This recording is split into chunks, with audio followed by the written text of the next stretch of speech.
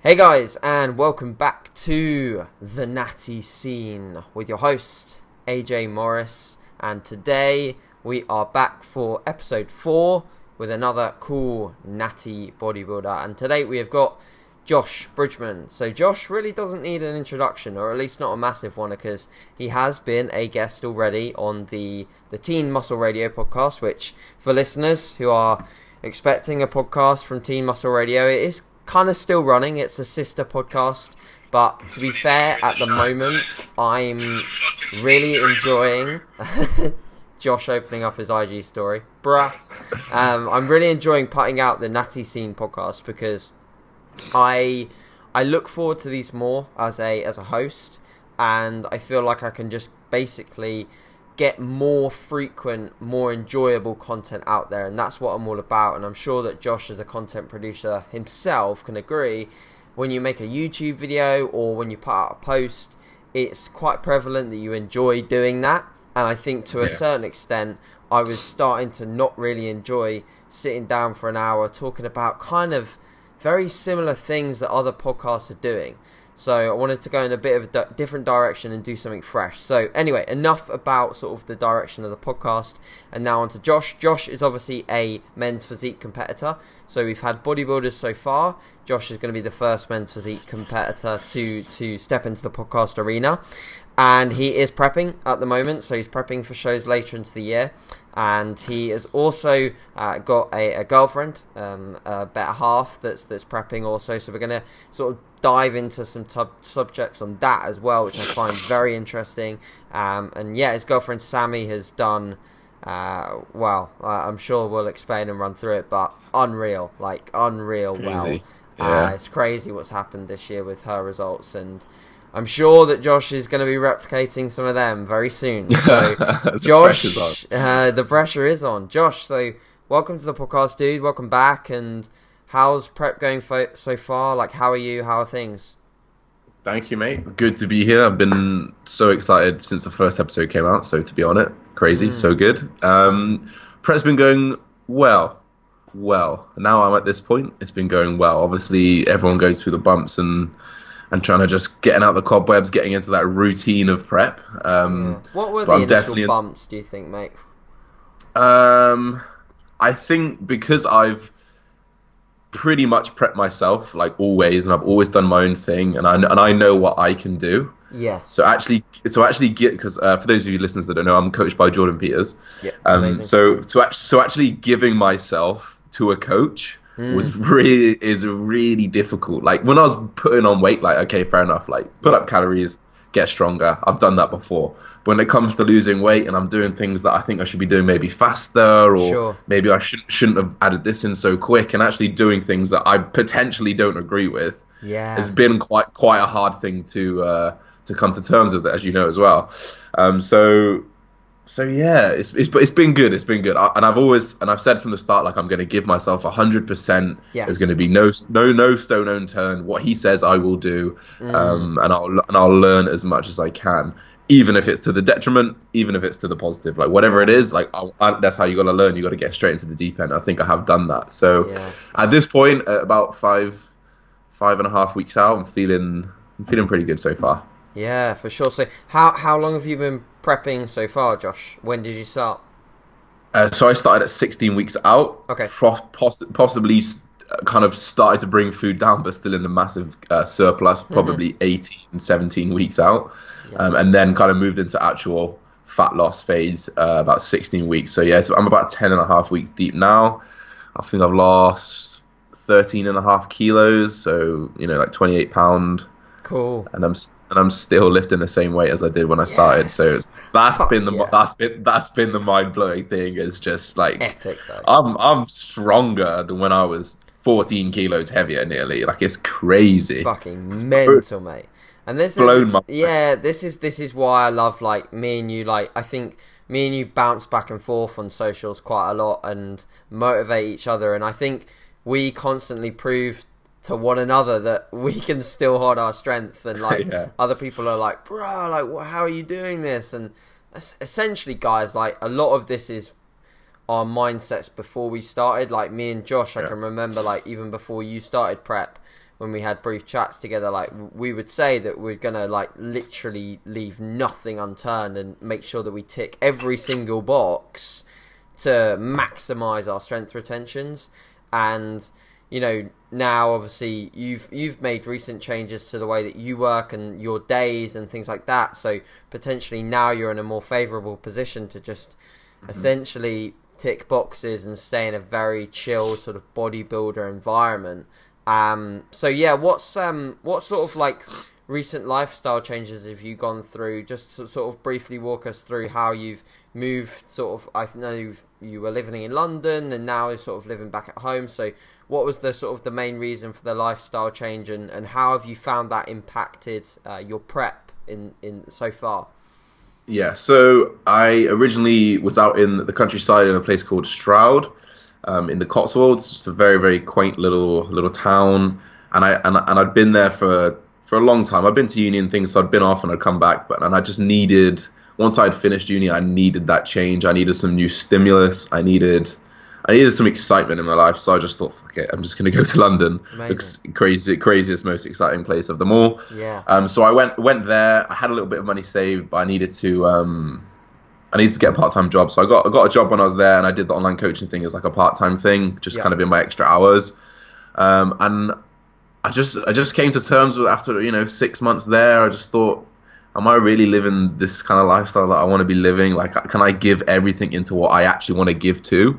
And I found that I was spending too much time at this other job. I was spending too much time just sitting around and thinking, oh, I need to just relax after that. I don't want to sit down and relax. I want to be putting all of my efforts into everything that I can do at all times. Sure, man. And what I've just developed, to be honest, through kind of watching you and just trying to want to emulating you and bringing out the value of what is in what we do, and amongst a lot of people who don't give that value, is what I've kind of developed, and what I've thought, this is what I want to do now. Like, this is what I want to do. That I felt that fire in the belly, and I thought, I need to remove myself from London, go back to scratch, click a reset button, and then just go. And that's essentially what I've just done.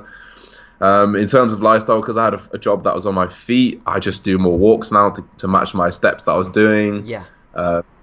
Everything else, nothing ever changes. It's like whenever you go to a seminar, does anything change? Nothing changes. The boxes are still ticked. So it's not really been a big transition. It's just been finding a slightly different routine. Sure.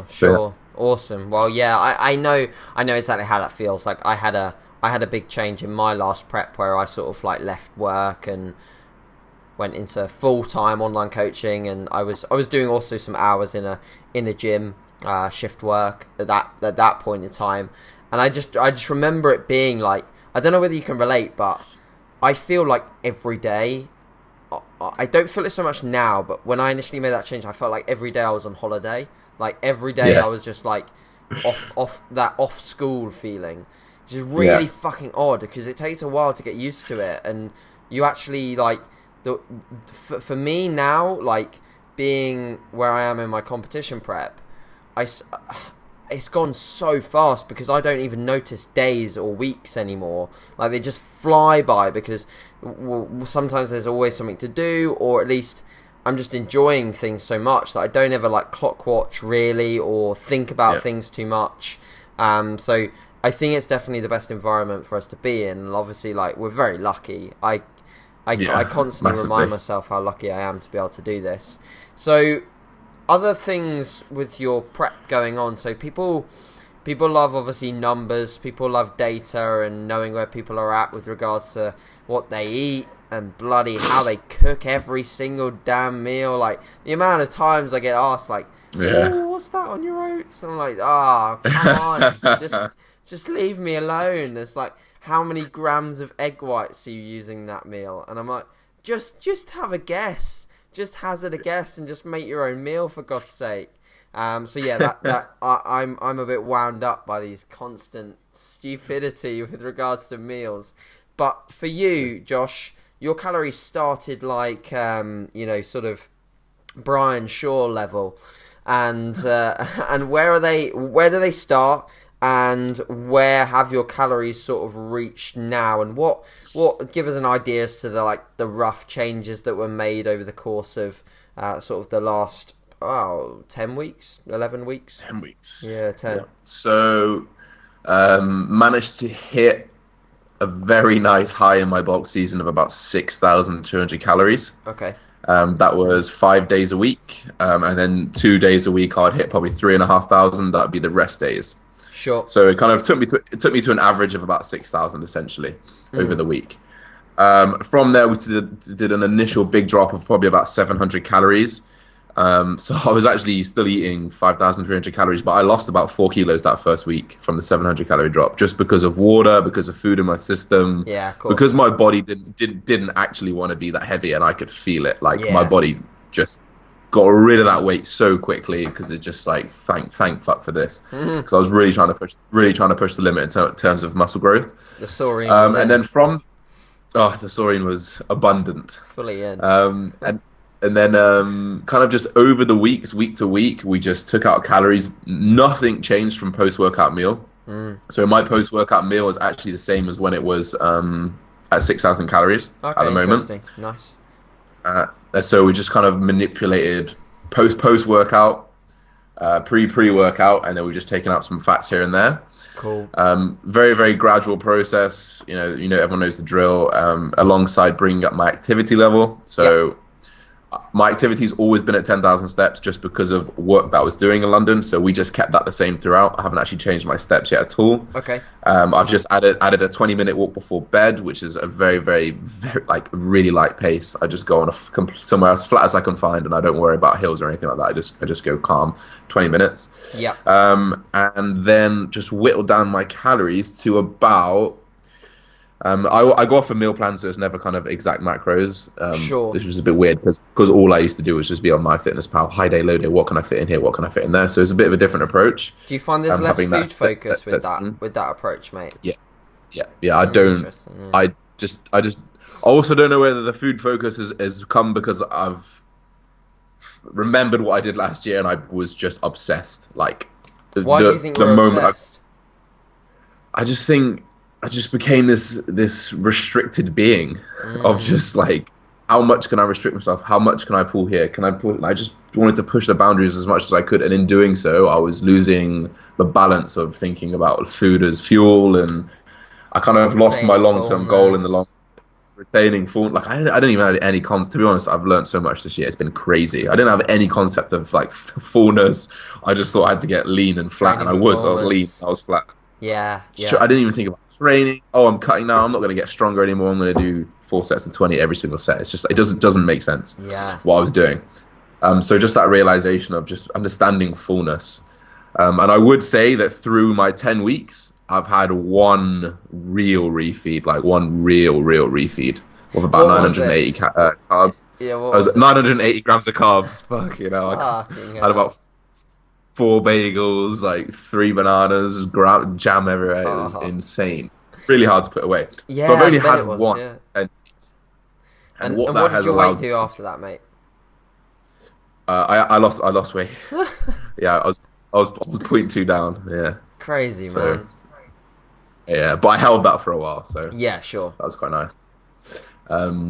But one of the big take homes from the last 10 weeks is in not having these cheat meals or refeed meals is that my fullness has been so good. Okay. It really, really has been so good, and something that I specifically remember not having at all last year was just getting flat for 6 days, refeeding up as much as I could, getting flat for 6 days, and it was that process of just trying to get as flat as I could so I could eat more on the refeed day. Were they refeeds though, or were they just cheats when you were doing it last year? Yeah, they were cheap. They were pretty much cheat meals, but as healthy as I could keep them. Yeah, there was just no structure, no thought process. There was no exact amounts. It was just whatever was in front of me, I was going to eat until I couldn't. Wow. And it was just so detrimental. And I was eating 5,000-6,000 calories on these cheat days, then to bring my calories down to 2,050 calories towards the end. 2,000 calories to someone who's 85 kilos, 6 foot. It's not great. Nah. It's not doing cardio every day. It's not great. It's not great. So I mean, it worked, but it wasn't the most optimal yeah, approach. Like training performance exactly, on and the that's the key butters, word. etc. Exactly. So one of the big questions I've been having is, oh, you've had no refeeds? Oh, but I have them every week and I'm fine. Yeah, that's fine. It's not optimal. Like that's the key word, is optimal. And all I'm thinking about is my goal 6 years down the line. Like that is what I'm thinking of every single day. So I'm not going to mess up what I do now because I've got 6 years to think about yet. Yeah. So cool. That's the main difference. Yeah, but anyway, I'm on about 3,150 calories is my average for the week. Still very hitting good. Maybe still very, very good. 3-4 on training days, probably 2-4-ish on non-training days. 320 grams of carbs average, 330 grams of protein, and about 70 grams of fat is what I'm on at the moment. So I'm eating more than ever. I'm pretty lean. I'm fuller than ever. I'm feeling pretty good at the moment. Comparative to last time, I know from watching your videos you were on a decent amount lower protein last time comparative to this. What would you say with regards to like levels of satiety and fullness throughout the day in terms of like feeling full as opposed to the physique? Yeah. What would you say with regards to that? Do you feel any fuller between meals? How's hunger at the moment? And do you think that hunger is potentially kept a little more at bay by having super high protein? So I really, really noticed the difference between, so when I wake up in the morning, it's pretty much a protein meal, protein veg meal, every day, because I wouldn't train. Oh yeah, exactly. Like I wouldn't train until about 2 or 3 p.m. and I just don't get hungry. Like it really, really helps. It does. Whether or not it's even placebo, it works. So I don't care. I don't care if it's a placebo. It works for me. The protein is high. Yeah.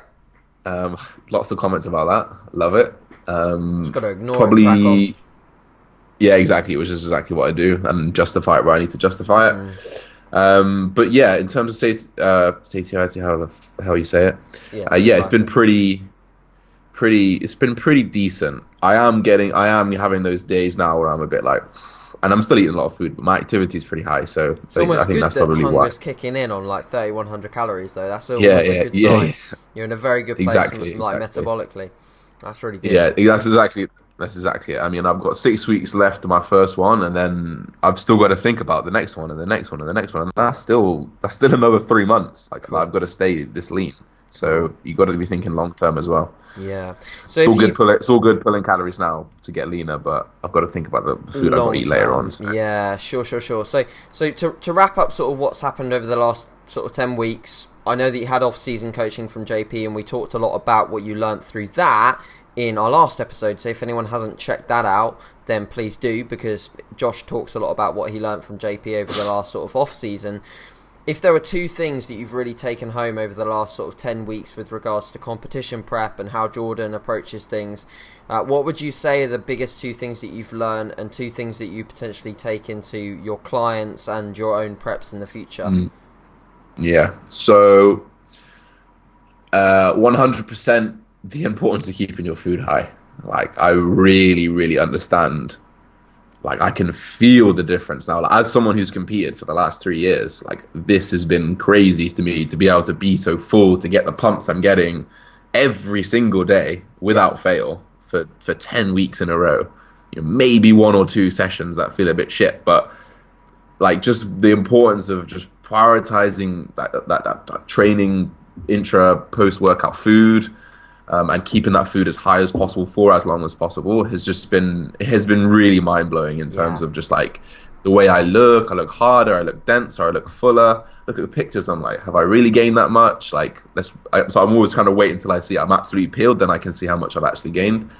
But it's like that's been really, really important. And then also, probably one of the most astounding things to me has been the training volume, and just being able, like, managing your training volume, guys, will just like allow you to get stronger and stronger and stronger, and you're losing weight. Like I've lost so much weight, body weight, and I'm still moving this weight. Like it doesn't my mind doesn't compute what's going on, because I've never ever understood. Previously you were doing too much volume.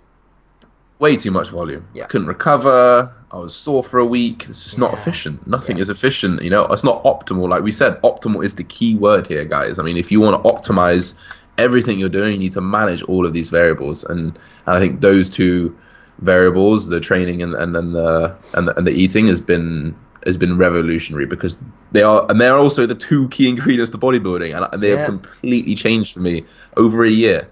And last year, I was pretty confident in what I knew last year, and now I look back and I'm like, shit, I didn't know anything. And that's the best thing about this business, is that every year you're going to be like, shit, I didn't know shit last year. Yeah, Exactly. That's the thing. You constantly adapt and you evolve, and we'll look back at this year. We'll probably look back at this podcast and be like, fuck that. What are we talking about? A lot of the things that we do now essentially will get proven like incorrect, or will get proven that there's a better, like we said, more optimal way to do things, and we'll hop on that. Like, we'll always hop on that. And a lot of the things are tried and tested and true, and will stay the same for a decent period of time. But the more you learn your body, and the more you learn what works for you, you can find that optimal. And I think that's what we're always striving for. So moving on a little bit into a different topic, like I said, I was going to talk a little bit about Sammy and obviously how things are going with her. Now, what I'm primarily interested in knowing from you is, how's it been this year prepping with a girlfriend prepping alongside you? Because Sam, like, for people that don't know, you've been with Sammy for a very, very, very long period of time, haven't you? How long have you been with Sammy? 5 years, 6 years? Before this year. Amazing. Still, that's crazy. So you've prepped considerable amount before. She knows what it's like. Yeah. She knows what you're going to be like. She knows your routines. She probably knows like a lot about you, like hella amounts. So what's it been like when she's now in a deficit, and she's not only in just a calorie deficit, but she's also getting in a bikini and getting on stage, competing and trying to win?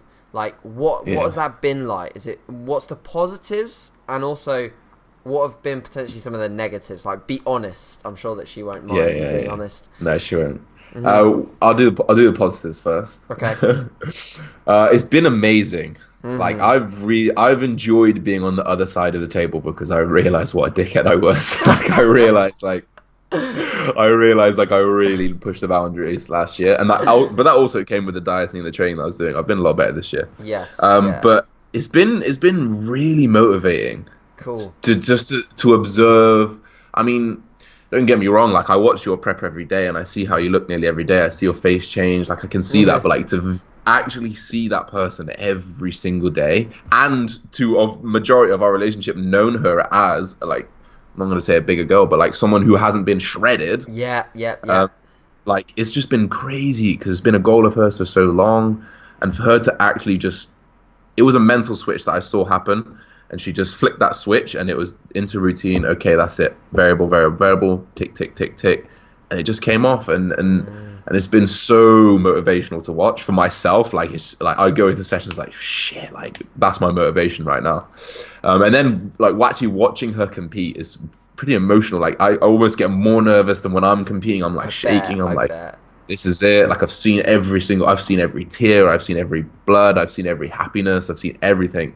Yeah. And just so to see something like that manifest has just been like really probably the most inspirational thing that I've seen this year. Yep. Or probably in the last like 5 years. Like, for me personally, it's just been crazy. So we definitely become more in tune with each other. Sure. I can definitely tell when she's not ready to have a sit down conversation about, I don't know, life or anything. She's just like, I need this food right now. Shut up. Like, proper anger.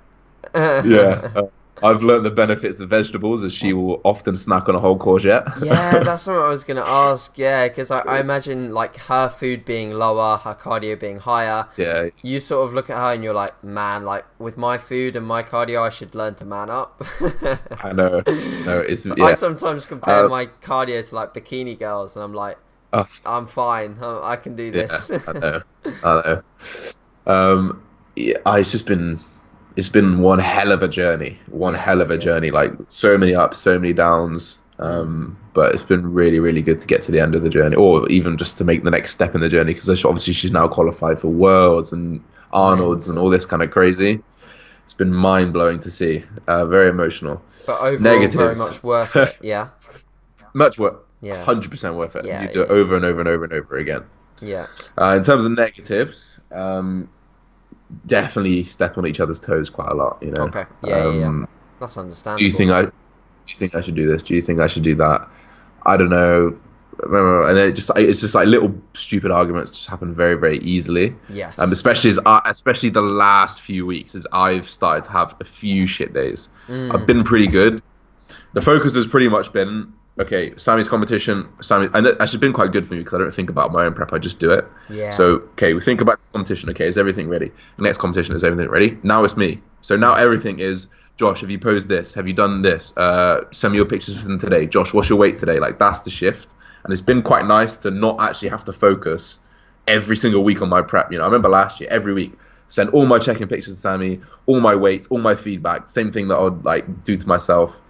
And it just became quite an obsessive routine that we got into. Just like, has this happened? Oh my God, have I lost this much weight? Have I got this fat? And it's just like, it's been quite nice to just shift away. Just let me get on my thing on the background and just have her in the forefront. Yeah. But obviously now it's done. So the last 6 weeks into me, and then it'll be 2 weeks for both of us, and then we just kind of alternate where our focus is at the moment. And the moment it's on me, so it's all right. Cool. I think that's a really, really good roundup, and I think a lot of people won't ever experience this kind of thing, and some people will, like with the sort of both competing at the same time. I think most people that I've ever seen either decide to do it and they both set out on a task together and they both prep in the same year, or some others just appreciate that is never going to fucking happen and the relationship will be in tatters by the end, and they don't do it and they compete in separate years.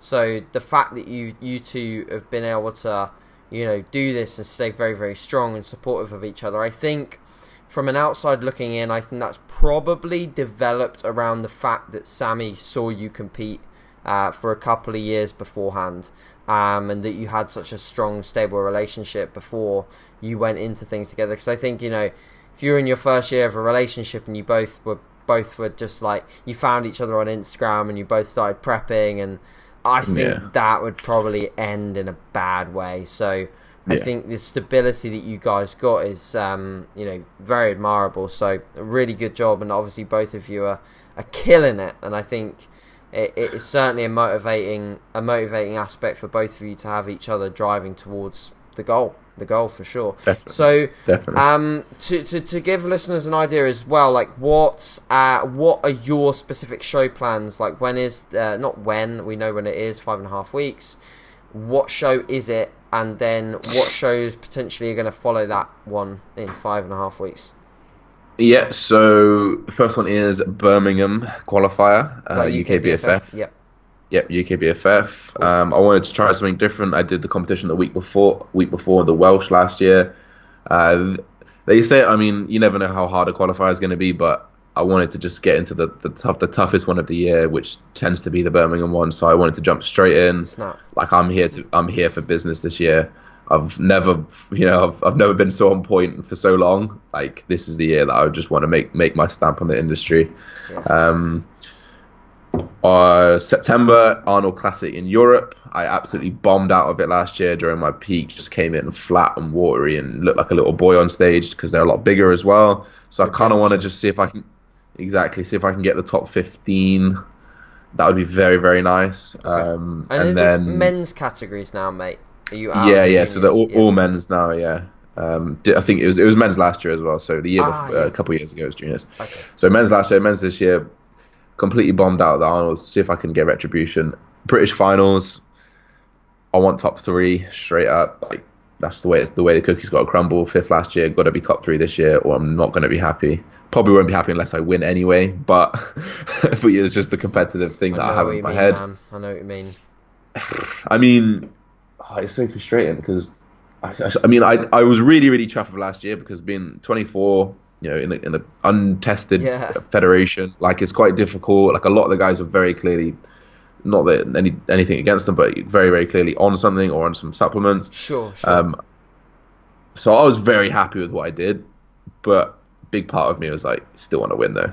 Yeah. So then I'll do that. British finals October 13th, and then the week after, rounding up the season, will be the Diamond Cup.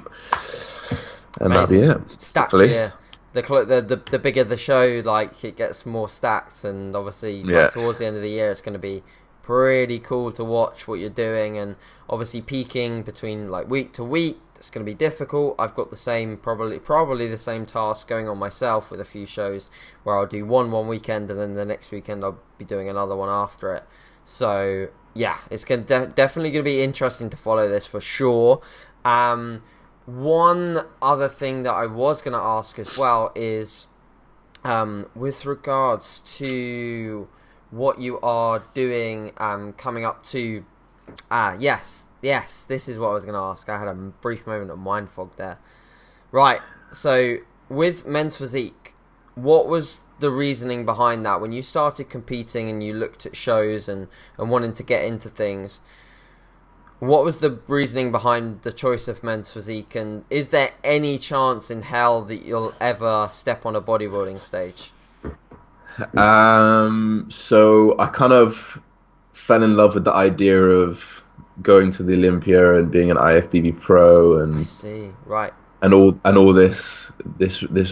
I mean, I don't want to say it's a shame that UKBF is the only way to the Olympia, but just happens to be that's what it is. Yeah, that's the way. And I just you just look in the mirror and you say, well, I'm not going to be big enough for classic physique, so I'm not going to do that. Like, it's legit as easy as that. Like, I'm not big enough. I'm probably not going to be able to get big enough for a classic physique pro without taking steroids. So I was just like, you know what? Let's see how far I can do the physique naturally. See if I can get a pro status.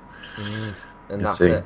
And that was literally it. And with regards to like natural bodybuilding, do you ever look at natural bodybuilding shows and think, I like that look? Do you like the aesthetic look of bodybuilding, or have you always preferred the look of a Men's Physique pro? Yeah, I think I've always preferred the look of a Men's Physique pro. Interesting. Just nice. Really nice lines, just that. I mean, I guess it definitely favours it for sure. Yeah, it's still kind of classic bodybuilding-y, but like I'm not interested in trying to. I don't know. I just love that easy on the eye. Don't have to get hella grainy and hella fucking like shredded glutes and stuff. Like, I mean, don't get me wrong, I'd love to do that at some point, but at the moment, like, I just love that easy on the eye aesthetic. Like, I'm just get close. This is it. I didn't even check last year because I didn't know what that was. I didn't even look. I didn't look at my glutes once. I looked at my hamstrings and I was like, okay. Yeah, I bet you got close because your upper was very peeled. So I bet you were not too far off. Like, whether you had enough glute development, I don't know, but I bet you were not far off, to be honest, mate. Which is crazy for a fucking men's physique competitor. So cool. Josh, we'll wrap things up there. This has been awesome. Thanks very much for giving us an update on your prep and how things are going. So, of course, guys, if you aren't already following Josh, make sure that you do. Make sure that you go and visit the bio below in the YouTube comments and follow all of his socials. He puts out videos. He's just put up one today, actually, on YouTube. I think it was a Q&A. And he puts up regular vlogs, which have some pretty cool edits in them as well. He's like Guzman on the move in the UK. And yeah, so follow the rest of his prep on Instagram as well. Guys, thank you very much for tuning in to episode 4 of the Natty Scene. We'll see you back later in the week, most likely with episode 5. And yeah, cheers, Josh. See you in a bit. Thank you, guys.